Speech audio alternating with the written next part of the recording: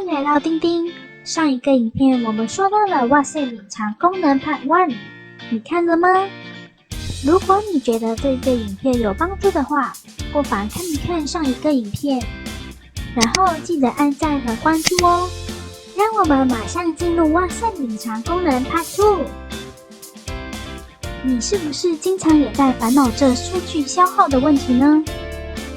现在你只需打开右上角，选择 Settings、Data and Storage Usage， 再点击 Network Usage，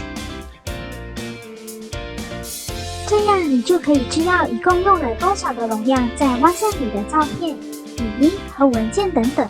同时，这个功能也能让你知道发出去和接收的信息数量。你想不想快速回复或检查他发给你的信息呢？其实你可以为某些人设置属于他的 icons 在电话主页。打开特定的聊天室，点击右上角，选择 More、Add Shortcut， 这样就完成啦。特定的 icons 就会出现在电话主页。这样每当你想快速检查来自他的信息或快速的回复，只需直接按下 icons 就会弹到和他的聊天室啦。是不是拉短了你们的距离了呢？你是不是常常遇到在群组里想特地的回复某些人、某些信息，但又害怕尴尬呢？这里有个可以在群组里快速回复特定的信息技巧哦。打开群组，长按你想要回复的信息，点击右上角，选择 Reply Privately， 就会弹到你想回复特定的人和信息的聊天室了。这样你就不再害怕尴尬啦。你是否常常收到太多的 WhatsApp 信息，常常看了却又忘记回复？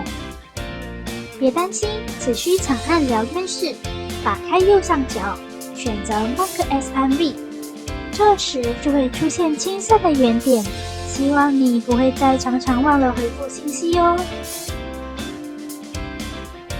想要出行、字体等等的风格，却又要记得符号，太难了。其实只要长按想设置风格的字体，选择你要的风格就可以啦，太简单了。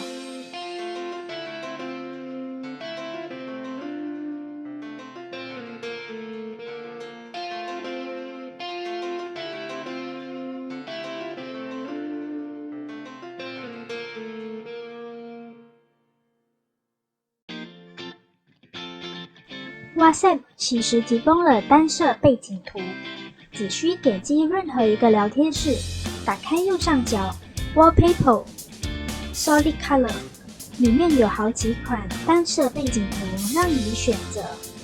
在选择好后，按 Set， 单色背景图就设置好了。你还知道什么特别的隐藏功能吗？可以留言让我知道哦。如果你觉得今天的影片有帮助到你的话，记得按赞、关注与分享。